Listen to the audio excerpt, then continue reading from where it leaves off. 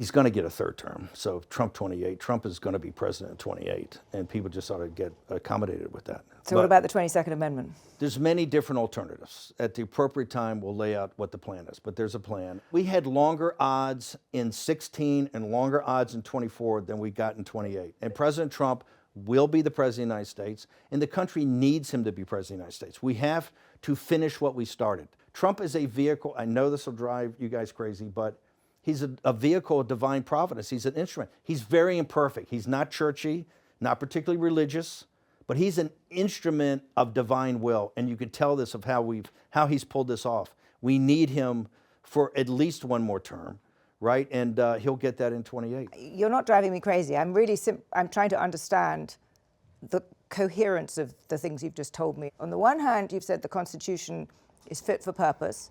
Secondly, you've said that President Trump needs another term, even though the 22nd Amendment makes pretty clear that he cannot have another term. Why does it make that clear? Because he's on his second term already.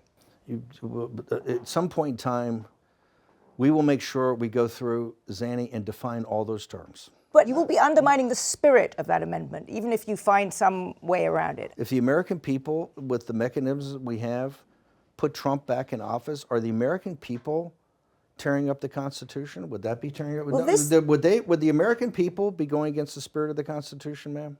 I think yes, actually, because I think what you will end up with is a populist justification for a quasi-dictatorship. That's not true at all. Trump That's what it sounds like. It's not.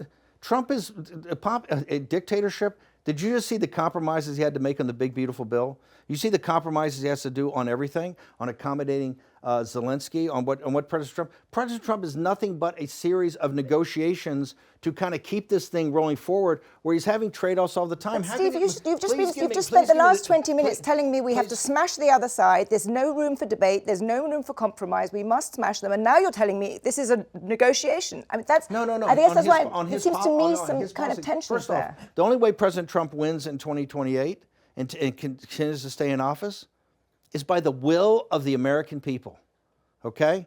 And the will of the American people is what the Constitution embodies. And so I think we're going to be in good hands there. We need to finish what we started.